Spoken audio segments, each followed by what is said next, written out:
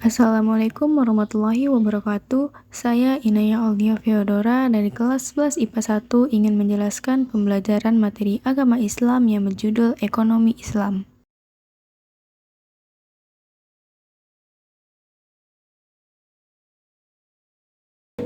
Yang pertama, pengertian ekonomi Islam. Ekonomi Islam adalah suatu sistem ekonomi yang didasarkan pada prinsip-prinsip ajaran Islam. Ini mencakup segala aspek kehidupan ekonomi, mulai dari kepemilikan hingga distribusi kekayaan, dengan tujuan menciptakan kesejahteraan dan keadilan dalam masyarakat. Al-Quran memberikan landasan untuk prinsip-prinsip ekonomi Islam. Sebagai contoh, firman Allah dalam surat Al-Baqarah ayat 267 menyebutkan pentingnya bersedekah dan memberikan hak-hak fakir miskin. Sistem ekonomi Islam memiliki perbedaan mendasar dengan sistem ekonomi konvensional. Konsep kepemilikan dalam ekonomi Islam mencakup hak kepemilikan individu dan hak kepemilikan kolektif masyarakat, sejalan dengan konsep kepemilikan yang bersifat amanah. Sebaliknya, sistem konvensional lebih menekankan pada hak kepemilikan individu tanpa mempertimbangkan aspek amanah. Yang kedua, tujuan ekonomi Islam. Tujuan ekonomi Islam adalah menciptakan kesejahteraan bagi seluruh anggota masyarakat. Prinsip-prinsipnya dirancang untuk mengurangi kesenjangan sosial dan ekonomi, memastikan distribusi kekayaan yang adil, serta mempromosikan keberkahan dan keadilan dalam berbagai transaksi ekonomi. Yang ketiga, yaitu larangan riba dalam ekonomi Islam. Riba atau bunga dilarang dalam ekonomi Islam untuk mencegah eksploitasi dan memastikan keadilan. Konsep ini diperkuat oleh banyak hadis yang menegaskan haramnya riba. Salah satu hadis yang sering dikutip adalah dari Sahih Al-Bukhari di mana Rasulullah SAW menyatakan bahwa mengambil riba lebih buruk daripada berzina. Riba itu ada 60 bagian, yang paling ringan seperti seorang laki-laki menyetubuhi ibu tirinya, dan yang paling berat seperti seseorang menyalib dirinya sendiri. Yang keempat, zakat. Zakat adalah kewajiban memberikan sebagian harta kepada yang berhak menerima. Dalam masyarakat Islam, zakat bertujuan untuk mencapai keadilan sosial dan mengurangi kesenjangan ekonomi. Al-Quran secara jelas mendorong pembayaran zakat, seperti dalam surah Al-Baqarah ayat 267, yang menyebutkan bahwa pemberian harta yang baik dapat membawa manfaat maksimal. Hai orang-orang yang beriman, menafkahkanlah di jalan Allah sebagian dari hasil usahamu yang baik-baik dan sebagian dari apa yang kami keluarkan dari bumi untukmu. Dan janganlah kamu memilih yang buruk-buruk itu, dan janganlah kamu menyerahkan yang buruk-buruk itu kepada orang-orangmu untuk disedekahkan, padahal kamu sendiri tidak mau mengambilnya, melainkan dengan memalingkan mata terhadapnya. Dan ketahuilah bahwa Allah Maha Kaya lagi Maha Terpuji.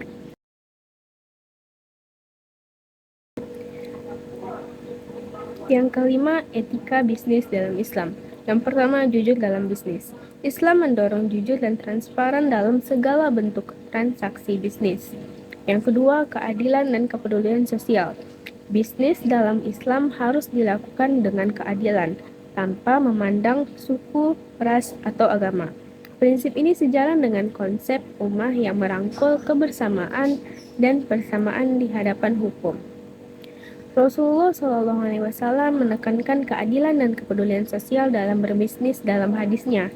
Dari Abu Hurairah radhiyallahu anhu, Rasulullah SAW bersabda, "Barang siapa yang tidak bersyukur kepada manusia, maka ia tidak bersyukur kepada Allah." Yang ketiga, integritas dalam transaksi. Integritas merupakan nilai utama dalam bisnis Islam. Menjalankan transaksi dengan penuh integritas dan amanah adalah kunci keberkahan. Yang keenam, muamalah. Pengertian mari muamalah ini adalah dalam Kamus Bahasa Indonesia artinya hal-hal yang termasuk dalam urusan kepermasyarakatan, pergaulan, perdata, dan sebagainya. Sementara dalam fikih Islam berarti tukar-menukar barang atau sesuatu yang memberi manfaat dengan cara ditempuhnya seperti jual beli, sewa menyewa, upah mengupah, pinjam meminjam, berserikat, dan usaha lainnya.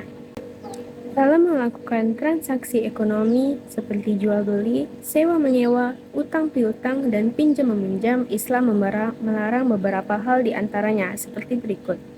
Yang pertama, tidak boleh mempergunakan cara-cara yang batil. Kedua, tidak boleh melakukan kegiatan riba. Yang ketiga, tidak boleh dengan cara-cara yang zalim atau aniaya. Yang keempat, tidak boleh mempermainkan takaran, timbangan, kualitas, dan kehalalan. Yang kelima, tidak boleh dengan cara-cara spekulasi atau berjudi. Yang keenam, tidak boleh melakukan transaksi jual beli barang haram. Yang kedua, macam-macam dari muamalah. Yang pertama, jual beli. Jual beli menurut syariat agama ialah kesepakatan tukar-menukar benda untuk memiliki benda tersebut selamanya. Melakukan jual beli dibenarkan sesuai dengan firman Allah Subhanahu wa taala yang artinya, dan Allah Subhanahu wa taala telah menghalalkan jual beli dan mengharamkan riba dari surat Al-Baqarah ayat 275. Syarat-syarat dari jual beli yaitu telah ditetapkan dalam Islam tentang jual beli adalah yang pertama, penjual dan pembelinya haruslah balik, berakal, sehat, dan atas kehendak sendiri. Yang kedua, uang dan barangnya haruslah yang pertama halal dan suci. Haram menjual arak dan bangkai. Yang kedua, bermanfaat. Membeli barang-barang yang tidak bermanfaat sama dengan menyanyiakan harta atau pemboros. Dalam Al-Quran dijelaskan, artinya, sesungguhnya pemboros-pemboros itu adalah saudara-saudara syaitan, dan syaitan itu adalah sangat ingkar kepada Tuhannya. Quran Surat Al-Isra ayat 27. Yang ketiga, keadaan barang dapat diserah terimakan. Tidak sah menjual barang yang tidak dapat diserah terimakan. Contohnya seperti penjual ikan dalam laut atau barang yang sedang dijadikan jaminan. Sebab semua itu dapat mengandung tipu daya. Yang keempat, keadaan barang diketahui oleh penjual dan pembeli. Yang kelima, milik sendiri. Sabda Rasulullah SAW bersabda, tak sah dijual belikan melainkan atas barang yang dimiliki sendiri. Hadis riwayat Abu Daud dan Tirmizi. Yang ketiga, ijab qabul. Seperti pernyataan penjual, yaitu saya jual barang ini dengan harga sekian. Pembeli pun menjawab, yaitu baiklah saya beli. Dengan demikian, berarti jual beli itu dapat berlangsung suka sama suka. Rasulullah SAW bersabda, sesungguhnya jual beli itu hanya sah jika suka sama suka. Yang ketujuh, khiyar. Yang pertama, pengertiannya. Khiyar adalah bebas memutuskan antara meneruskan jual beli atau membatalkannya. Islam memperbolehkan melakukan khiyar karena jual beli itu haruslah berdasarkan atas suka sama suka, tanpa ada unsur paksaan sedikit pun. Penjual pun berhak mempertahankan harga barang dagangannya. Sebaliknya, pembeli pun berhak menawarkan atas dasar kualitas dari barang yang dijual. Rasulullah SAW bersabda, penjual dan pembeli tetap dalam khiyar selama keduanya belum berpisah. Apabila keduanya berlaku benar dan suka sama suka menerangkan keadaan barangnya, maka jual beli akan memberkahi keduanya. Apabila keduanya menyembunyikan keadaan dari barang sesungguhnya serta berlaku dusta, maka dihapuskan keberkahan jual belinya. Hadis riwayat Bukhari dan Muslim. Yang selanjutnya, macam-macam dari khiyar. Yang pertama, khiyar majelis adalah Selama penjual dan pembeli masih berada di tempat berlangsungnya transaksi atau tawar-menawar, keduanya berhak memutuskan atau meneruskan atau membatalkan jual beli. Rasulullah Shallallahu Alaihi Wasallam bersabda, dua orang yang berjual beli boleh memilih akan meneruskan atau tidak selama keduanya belum berpisah. Hadis riwayat Bukhari dan Muslim. Yang kedua, khiyar syarat adalah khiyar yang dijadikan syarat dalam jual beli. Misalnya, penjual mengatakan, saya jual barang ini dengan harga sekian dengan syarat khiyar 3 hari. Maksudnya, penjual tersebut memberikan batas waktu kepada pembeli untuk memutuskan jadi atau tidaknya pembelian tersebut dalam waktu 3 hari. Apabila pembeli tersebut mengiyakan status barang tersebut sementara waktu dalam masa khiyar, tidak ada pemiliknya. Artinya, si penjual tidak berhak menawarkan barang tersebut kepada orang lain lagi. Namun jika pembeli memutuskan tidak jadi barang tersebut, maka menjadi hak penjual kembali. Rasulullah Shallallahu Alaihi Wasallam bersabda kepada seorang lelaki, engkau boleh khiyar pada segala barang yang engkau beli selama 3 hari 3 malam. Hadis riwayat Baihaqi dan Ibnu Majah. Yang ketiga, khiyar aibi. Khiyar aibi adalah pembeli boleh mengembalikan barang yang dibelinya jika terdapat cacat yang dapat mengurangi kualitas atau nilai barang tersebut. Namun, hendaknya dilakukan sesegera mungkin. Yang kedelapan, utang piutang. Yang pertama, pengertian utang piutang. Utang piutang adalah menyerahkan harta dan benda kepada seseorang dengan catatan akan dikembalikan pada waktu yang telah ditentukan. Tentu saja dengan tidak mengubah keadaannya. Misalnya, utang dari Rp100.000 di kemudian hari harus melunasinya Rp100.000 pula. Memberi utang kepada seseorang berarti menolongnya dan sangat dianjurkan oleh agama Islam. Yang kedua, rukun utang piutang. Rukun utang piutang ada 3, yaitu yang pertama, yang berpiutang dan yang berutang. Yang kedua, ada harta atau barang. Yang ketiga, lafaz kesepakatan. Misalnya, saya utangkan ini kepadamu. Yang berutang pun menjawab, ya, saya utang dulu beberapa hari lagi, dengan menyebutkan secara jelas atau jika sudah punya akan saya lunasi. Untuk menghindari keributan di kemudian hari, Allah Subhanahu wa taala menyarankan agar kita mencatat dengan baik utang piutang kita lakukan. Jika orang yang berutang tersebut tidak dapat melunasi tepat pada waktunya karena kesulitan, Allah Subhanahu wa taala pun menganjurkan memberinya kelonggaran. Artinya, dan jika orang berutang itu dalam kesulitan, maka berilah tenggang waktu sampai dia bisa memperoleh kelapangan. Dan jika kamu menyedekahkan, itu lebih baik bagimu jika kamu mengetahui. Quran Surat Al-Baqarah ayat 280. Apabila orang membayar utangnya dengan memberikan kelebihan atas kemauannya sendiri tanpa perjanjian sebelumnya, kelebihan tersebut halal bagi yang berpiutang dan merupakan suatu kebaikan bagi yang berutang. Rasulullah Shallallahu Alaihi Wasallam bersabda, sesungguhnya sebaik-baik kamu ialah yang sebaik-baiknya ketika membayar utang. Sepakat ahli hadis. Abu Hurairah radhiyallahu anhu berkata, Rasulullah Shallallahu Alaihi Wasallam telah berutang hewan. Kemudian beliau bayar dengan hewan yang lebih besar dari hewan yang beliau utang. Dan Rasulullah Shallallahu Alaihi Wasallam bersabda, orang yang paling baik di antara kamu ialah orang yang dapat membayar utangnya dengan yang lebih baik. Hadis riwayat Ahmad dan Tirmizi.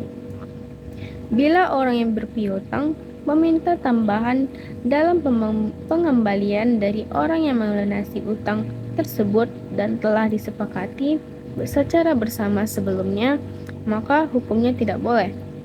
Tambahan dalam pelunasan tersebut tidak halal karena termasuk riba. Yang kesembilan yaitu sewa menyewa. Yang pertama, pengertian dari sewa menyewa. Sewa menyewa dalam fikih Islam disebut ijarah. Artinya, imbalan yang harus diterima oleh seseorang atas jasa yang diberikannya. Yang kedua, syarat dan rukun sewa menyewa. Yang pertama itu yang menyewakan, dan yang menyewa haruslah telah balik dan berakal serta sehat. Yang kedua, sewa menyewa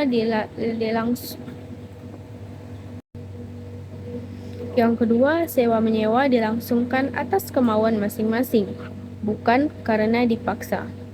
Yang ketiga, barang tersebut menjadi hak sepenuhnya atas orang yang menyewakan atau walinya. Yang keempat, ditentukan barangnya serta keadaan dan sifat-sifatnya.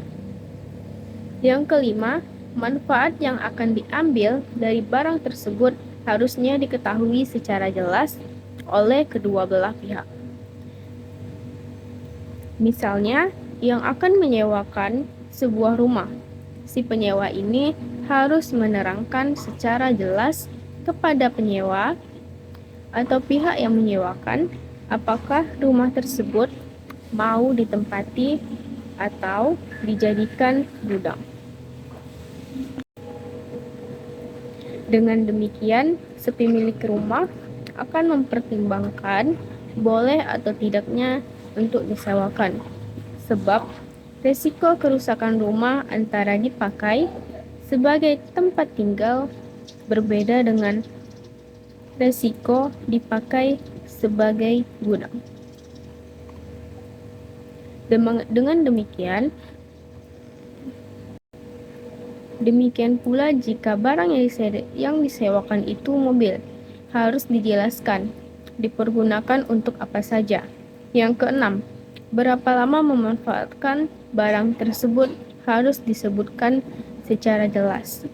Yang ketujuh, harga sewa dan cara pembayarannya juga harus ditentukan dan dijelaskan secara jelas serta disepakati secara bersama. Dalam hal sewa menyewa atau kontrak tenaga kerja, haruslah diketahui secara jelas dan disepakati secara bersama sebelumnya. Hal-hal berikut. Yang pertama, jenis pekerjaan dan jam kerjanya. Yang kedua, berapa lama masa kerja. Yang ketiga, berapa gaji dan bagaimana sistem pembayarannya, apakah harian, bulanan, mingguan, atau borongan. Yang keempat, tunjangan-tunjangan seperti transport, kesehatan, dan lain-lain kalau ada. Yang ke-10 adalah syirkah. Syirkah secara bahasa adalah yang berarti mencampurkan dua bagian atau lebih, sehingga tidak dapat lagi dibedakan antara bagian yang satu dengan bagian yang lainnya. Menurut istilah, syirkah adalah suatu akad yang dilakukan oleh dua pihak atau lebih yang bersepakat untuk melakukan suatu usaha dengan tujuan memperoleh keuntungan. Yang pertama, rukun dan syarat syirkah. Adapun rukun syirkah yaitu dua belah pihak yang bertekad. Syarat orang yang melakukan akad adalah memiliki kecakapan atau ahliah melakukan ta'aruf atau pengelolaan harta. Adapun syarat pekerjaan atau benda yang dikelola dalam syirkah yaitu harus halal dan diperbolehkan dalam agama Islam dan pengelolaannya dapat diwakilkan. Yang kedua, macam-macam syirkah. Syirkah dibagi menjadi beberapa macam. Yang pertama, syirkah inat. Syirkah ini adalah dua atau pihak yang lebih yang masing-masing memberikan kontribusi kerja dan modal, syirkah ini hukumnya boleh berdasarkan dalil sunnah dan ijma' sahabat. Contoh syirkah inan adalah A dan B sarjana teknik komputer dan sepakat menjalankan bisnis perakitan komputer dengan membuka pusat servis dan penjualan komponen komputer masing-masing dan memberikan kontribusi modal sebesar 10 juta rupiah. Dan keduanya sama-sama bekerja sama dalam syirkah tersebut. Dalam syirkah jenis ini, modalnya diisyaratkan harus berupa uang.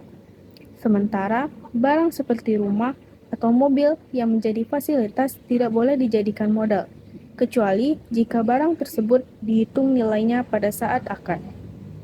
Keuntungan didasarkan pada kesepakatan dan kerugian, ditanggung oleh masing-masing syarik atau mitra usaha berdasarkan porsi modal. Jika masing-masing modalnya 50%, masing-masing menanggung kerugian sebesar 50%. Yang kedua, syirkah abdan. Syirkah abdan adalah syirkah antara dua pihak atau lebih yang masing-masing hanya memberikan kontribusi kerja atau amal tanpa kontribusi modal. Kontribusi kerja itu dapat berupa kerja pikiran seperti penulis naskah, ataupun kerja fisik seperti tukang batu. Syirkah ini juga disebut syirkah amal. Contohnya, A dan B sama-sama nelayan dan bersepakat melaut bersama untuk mencari ikan. Mereka juga sepakat apabila memperoleh ikan akan dijual dan hasilnya akan dibagi dengan ketentuan. A mendapatkan sebesar 60% dan B mendapatkan sebesar 40%. Dalam syirkah ini tidak disyaratkan kesamaan profesi atau keahlian, tetapi boleh berbeda profesi. Jadi, boleh saja syirkah abdan terdiri atas beberapa tukang kayu dan tukang batu. Namun, diisyaratkan bahwa pekerjaan yang dilakukan merupakan pekerjaan halal dan tidak boleh berupa pekerjaan haram. Misalnya berburu anjing.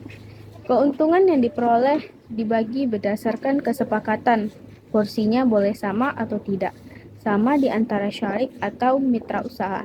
Yang ketiga, syirkah wujuh adalah kerjasama karena didasarkan pada kedudukan, ketokohan, atau keahlian wujuh seseorang di tengah masyarakat. Syirkah wujuh adalah syirkah antara dua pihak yang sama-sama memberikan kontribusi kerja dengan pihak ketiga yang memberikan kontribusi atau kontribusi modal. Contohnya, A dan B adalah tokoh yang dipercaya pedagang. Lalu A dan B bersyirkah wujuh dengan cara membeli barang dari seseorang pedagang secara kredit. A dan B bersepakat bahwa masing-masing memiliki 50% dari barang yang dibeli. Lalu keduanya menjual barang tersebut dan keuntungannya dibagi dua. Sementara harga pokoknya dikembalikan kepada pedagang. Syirkah wujuh ini hakikatnya termasuk dalam syirkah abdan. Yang keempat, syirkah mufawadah adalah syirkah antara dua pihak atau lebih yang menggabungkan sebuah jenis syirkah di atas. Syirkah mufawadah dalam pengertian ini boleh dipraktikkan, sebab setiap jenis syirkah yang sah berarti boleh digabungkan menjadi satu. Keuntungan yang diperoleh dibagi sesuai dengan kesepakatan, sedangkan kerugian yang ditanggung sesuai dengan jenis syirkahnya. Para pemodal sesuai porsi modal jika berupa syirkah inan atau ditanggung pemodal saja jika berupa mufawadah atau ditanggung mitra-mitra usaha berdasarkan persentase barang dagangan yang dimiliki jika berupa syirkah wujuh. Yang kelima, mudharabah. Mudharabah adalah akad kerjasama usaha antara dua pihak. Pihak pertama yang menyediakan semua modal dan pihak lainnya menjadi pengelola atau pengusaha. Keuntungan usaha secara muwarabah ini dibagi menjadi menurut kesepakatan yang dituangkan dalam kontrak. Akan tetapi, apabila mengalami kerugian, ditanggung oleh pemilik modal selama kerugian tersebut bukan akibat kelalaian si pengelola. Seandainya kerugian itu diakibatkan karena kecurangan atau kelalaian si pengelola, pengelola ini harus bertanggung jawab atas kerugian tersebut. Kontrak bagi hasil disepakati di depan sehingga bila terjadi keuntungan, pembagiannya akan mengikuti kontrak bagi hasil tersebut. Misalkan kontrak bagi hasilnya adalah 60/40, di mana pengelola mendapatkan 60% dari keuntungan pemodal, mendapatkan 40% dari keuntungan. Mudharabah sendiri dibagi menjadi dua, yaitu mudharabah mutlaqah dan mudharabah muqayyadah. Mudharabah mutlaqah adalah bentuk kerjasama antara pemilik modal dan pengelola yang cakupannya sangat luas dan tidak dibatasi oleh spesifikasi jenis usaha, waktu, dan daerah bisnis. Mudharabah muqayyadah adalah kebalikan dari mudharabah mutlaqah, yakni usaha yang akan dijalankan dengan dibatasi oleh jenis usaha, waktu, atau tempat usaha. Yang ke-11, perbankan. Yang pertama, pengertian perbankan. Bank adalah sebuah lembaga yang bergerak dalam menghimpun dana masyarakat dan disalurkan kembali dengan menggunakan sistem bunga. Hakikat dan tujuan bank ialah untuk membantu masyarakat yang memerlukan bank tersebut, masyarakat dalam bentuk penyimpanan maupun peminjaman, baik berupa uang maupun barang berharga lainnya, dengan imbalan bunga yang harus dibayarkan oleh masyarakat sebagai pengguna jasa bank. Bank dilihat dari segi penerapan bunganya. Dapat dikelompokkan menjadi dua, yaitu yang pertama, bank konvensional. Bank konvensional adalah bank yang fungsi utamanya menghimpun dana untuk disalurkan kepada yang memerlukan, baik secara perorangan maupun badan usaha. Penghimpunan dana digunakan untuk mengembangkan usahanya dengan menggunakan sistem bunga. Yang kedua, bank Islam atau bank syariah. Bank Islam atau bank syariah ialah bank yang menjalankan operasinya menurut syariat Islam. Istilah bunga yang ada pada bank konvensional tidak ada di dalam bank Islam ini. Bank syariah menggunakan beberapa cara yang bersih dari riba, misalnya seperti berikut. Yang pertama, mudharabah, yaitu kerjasama antara pemilik modal dan pelaku usaha dengan perjanjian bagi hasil dan sama-sama menanggung kerugian dengan persentase sesuai perjanjian. Dalam sistem mudharabah, pihak bank sama sekali tidak mengintervensi manajemen perusahaan. Yang kedua, musyarakah, yakni kerjasama antara pihak bank dan pengusaha, di mana masing-masing pihak sama-sama memiliki saham. Oleh karena itu, kedua belah pihak yang mengelola usahanya secara bersama-sama dan menanggung untung ruginya secara bersama-sama pula. Yang ketiga, wadiah, yakni jasa penitipan uang, barang, deposito, maupun surat berharga. Amanah dari pihak nasabah tersebut dipelihara dengan baik oleh pihak bank. Pihak bank juga memiliki hak untuk menggunakan dana yang dititipkan dan menjamin bisa mengembalikan dana tersebut sewaktu-waktu pemiliknya memerlukan. Keempat, qardul hasan, yakni pembiayaan lunak yang diberikan kepada nasabah yang baik dalam keadaan darurat. Nasabah hanya diwajibkan mengembalikan simpanan pokok pada saat jatuh tempo. Biasanya layanan ini hanya diberikan untuk nasabah yang memiliki deposito di bank tersebut, sehingga menjadi wujud dari penghargaan bank kepada nasabahnya. Yang kelima, murahabah, yaitu suatu istilah dalam fikih Islam yang menggambarkan suatu jenis penjualan di mana penjual sepakat dengan pembeli untuk menyediakan suatu produk dengan ditambah jumlah keuntungan tertentu di atas biaya produksi. Di sini penjual menggunakan biaya sesungguhnya yang hanya dikeluarkan dan beberapa keuntungan yang hendaknya diambilnya. Yang ke-12, asuransi syariah. Yang pertama, prinsip-prinsip. Asuransi berasal dari bahasa Belanda yang artinya pertanggungan. Dalam bahasa Arab dikenal dengan at-ta'min, yang berarti pertanggungan, perlindungan, keamanan, dan ketenangan atau bebas dari perasaan takut. Si penanggung tersebut disebut mu'amin dan tertanggung disebut musta'min.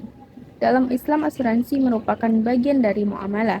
Dasar hukum asuransi menurut fikih Islam adalah boleh atau jaiz dengan suatu ketentuan produk asuransi tersebut harus sesuai dengan ketentuan hukum Islam.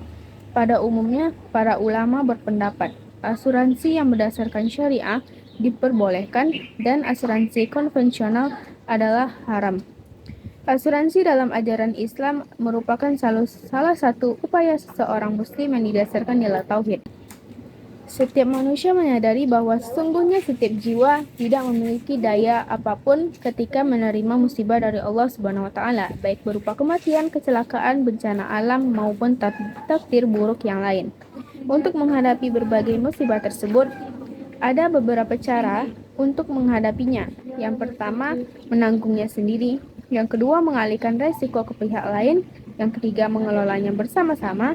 Dalam ajaran Islam, musibah bukanlah permasalahan individual, melainkan masalah kelompok maupun masalah ini hanya menimpa individu tertentu apabila jika musibah tersebut mengenai masyarakat luas seperti gempa bumi atau banjir.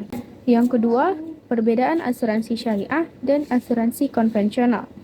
Prinsip asuransi syariah tersebut berbeda dengan yang berlaku di sistem asuransi konvensional, yang menggunakan prinsip transfer resiko. Seseorang yang membayar sejumlah premi untuk mengalihkan resiko yang tidak mampu dia pikul kepada perusahaan asuransi. Dengan kata lain, telah terjadi jual beli atas resiko kerugian yang belum pasti terjadi. Disinilah cacat perjanjian asuransi konvensional, sebab akad dalam Islam mengisyaratkan adanya sesuatu yang bersifat pasti, apakah itu berbentuk barang ataupun jasa. Perbedaan yang lain pada asuransi konvensional dikenal dengan dana hangus, di mana peserta tidak dapat melanjutkan pembayaran premi ketika ingin mengundurkan diri sebelum masa jatuh tempo. Dalam konsep asuransi syariah, mekanismenya tidak mengenal dana hangus. Peserta yang baru masuk sekalipun karena satu dan hal lain yang ingin mengundurkan diri, dana atau premi yang sebelumnya sudah dibayarkan dapat diambil kembali.